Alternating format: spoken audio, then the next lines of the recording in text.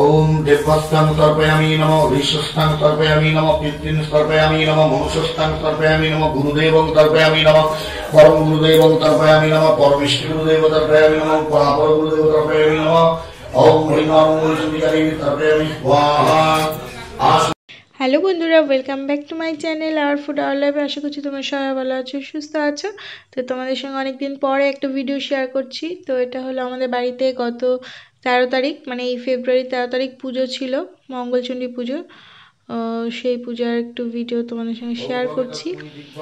তো দেখো, মায়ের মূর্তি এতটাই সুন্দর হয়েছে যে বারবার মাকেই দেখাতে ইচ্ছে করছে। তাই দেখো তোমাদের দাদাভাই কি পরিমাণ রোগা হয়ে গেছে, মানে শরীরটা কতদিন ধরে অসুস্থ।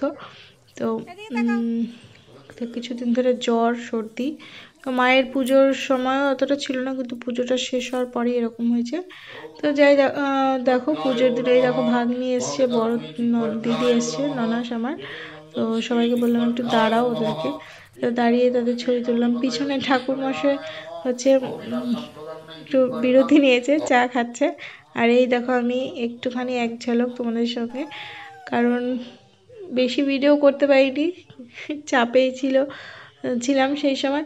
আর এই দেখো বারবার শুধু মায়ের মূর্তিটাই দেখাতে ইচ্ছে করছে, কারণ মায়ের মূর্তি এবার অনেক সুন্দর হয়েছে, অনেক সুন্দর হয়েছে। আর শাড়িটা বেনারসিটা এবার তোমাদের দাদাভাই কিনে দিয়েছে মাকে।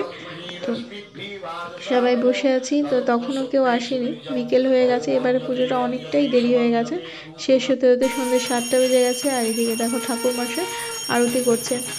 আর এবার দুজন ঠাকুরমশাই এসেছিলেন, ওই পাশে চণ্ডী পাঠ হচ্ছে, মানে চণ্ডী পূজা হচ্ছে ওই পাশে, আর এইদিকে মা মঙ্গলচণ্ডী পুজো হচ্ছে। আর প্রথমেই তোমাদের সঙ্গে শেয়ার করেছি মানে সামনের দিকটাতে মন্দিরে লক্ষ্মী গণেশের পুজো হয়েছে, কিন্তু গণেশ ঠাকুরকে নাকি বাইরে বসাতে হয় না, তো আমি জানতাম না।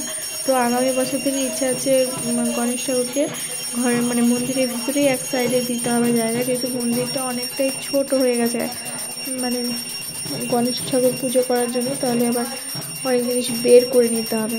তো যাই হোক, তো এবার পুজোটাও খুব সুন্দর হয়েছে, মায়ের আশীর্বাদে সব কিছু ভালো ভালো হয়েছে। আর এদিকে দেখো আদিপ বসে আছে তার দাদুর সাথে, তার দিদি এসেছে, আর দাদু বসে আছে। আর আদিপকে দেখতে পাচ্ছে কারণ রাগ হয়ে আছে, কারণ ওকে আমি জোর করে পাঞ্জাবি পায়জামা পরিয়েছি। আর কেমন লাগলো মায়ের মূর্তি, মায়ের আরতি। তো পুজো প্রায় শেষের দিকে, তখনও যজ্ঞ বাকি ছিল। তো এখানে মায়ের সমস্ত ভোগ আরতি হচ্ছে, ভোগ টোগ দেওয়া হয়েছে, তারপরে শেষ হয়েছে পুজো যজ্ঞ করে। তো সবাই ভালো থেকো, সুস্থ থেকো, সাবধানে থেকো, টাটা।